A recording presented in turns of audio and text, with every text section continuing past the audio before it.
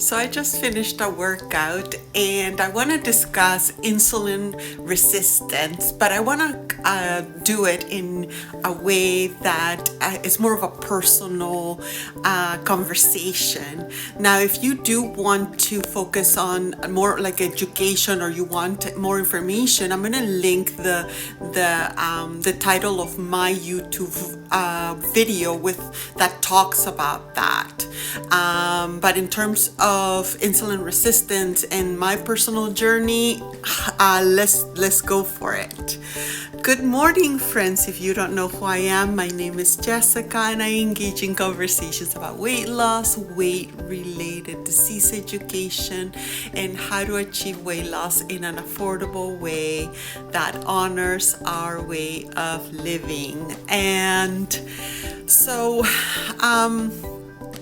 in terms of insulin resistance and what my how the evolution of how I became pre-diabetic at one point was, obviously I hit 170 pounds and actually I stopped weighing after I saw that, so I don't know how high it got, but how I started my journey was basically I went to the doctor said, yeah, you're pre-diabetic. I would concentrate on more of a keto diet. He didn't say keto, he just said protein and just less carbs. So I actually saw a TikTok, James Smith, he's a trainer from Australia. He said he equated insulin resistance as like it was like they have like the subway and I think I guess it's more like a circle or it goes around, and he said basically there's stations, right? And then you take food in and the carbohydrates or the sugars go into the circle and circulate around your bloodstream, and then you feed it more, and because there's no work, like you're not really spending all of those carbs and all that energy, it continues to circulate, and just the addition, it becomes to the point where your pancreas can no longer sustain that, so therefore you start getting insulin resistance, right?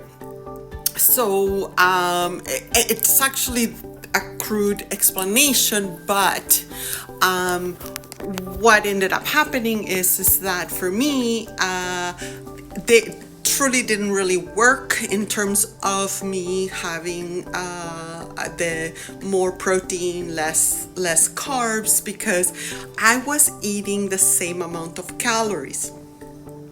So while I did observe a little bit of a weight loss, it wasn't significant enough for it to make a difference in terms of my blood glucose. Now again, I wasn't diabetic, but I was starting to experience the effects of diabetic things like some nerve discomfort and tingling in my fingers, just because I think I'm sensitive to that.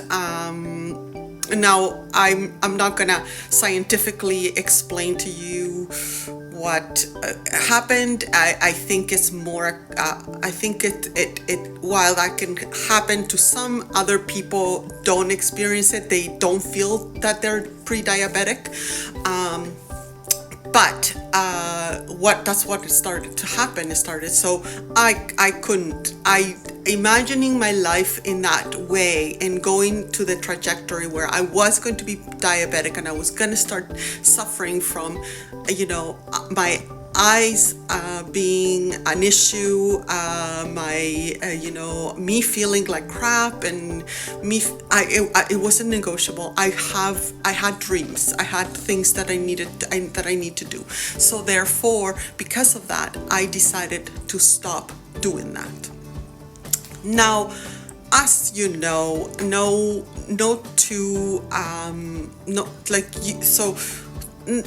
sugar necessarily is not, they're not equal, right? Like there's, for example, bananas. I have bananas, and I have apples and oranges and tangerines and all the good things because I love them so much.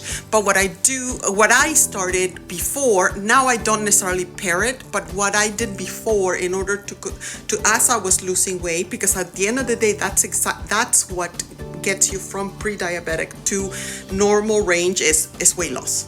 That there's no way of cutting it. Weight loss and exercise. That's basically things like that happen. But anyway, what I did is I used to incorporate like protein, for example, cottage cheese, or I would do something along the lines of peanut butter, but not the one with the sugar, the one with no sugar. It was awful, but anyway, it was better than just so I was just trying to experiment, and as I was losing weight, I could get away with doing more of eating an apple before a workout, because that's actually the best thing you can do. But it has no meaning calorie wise. It's just you spend that anyway. So one of the things I do want to mention is that that when you are in the process of losing weight and going to your doctor and trying to make sure that your glucose or your blood glucose is within range, is that you have to be mindful of the fact that it's not going to take just if your doctor's saying every 3 months your blood work, it might take 6 months, it might take a whole year. Patience and follow up, not ignoring the doctor. That's the best way to go. It's a problem. It might be, yes, it is a problem. Address it and strategize. How do we engage in our health in order to reverse some of that? Now, the reason why the doctor says, start with the more protein, it helps in two ways. It doesn't really say it. They say basically, all things being equal, if you're going to eat the same way you do, or rather, if you're going to have the same calories, might as well add the protein, because it keeps you satiated, it keeps you a little bit less hungry, and it also reduces, naturally it does reduce calories for the sole reason that processed foods that have a lot more sugar, a lot more carbs, all of that stuff tend to have more calories. So if all things being equal, that's the quickest strategies, right? To reduce the rice, reduce the processed foods, add more veggies and all that. So in terms of exercise, moving your body is the best way to get to start using the glucose that's in traffic, just because your exercise, while it doesn't provide the amount of caloric deficit that you think it does, because it really truly doesn't, 100, 200 more are at least, and you are not moving your body to do that, it does help with glucose control. Does that make sense? So I just snorted. Just so if you found this useful, please hit the like button and follow me. I really appreciate your time, and I will see you on Wednesday. Have a good one.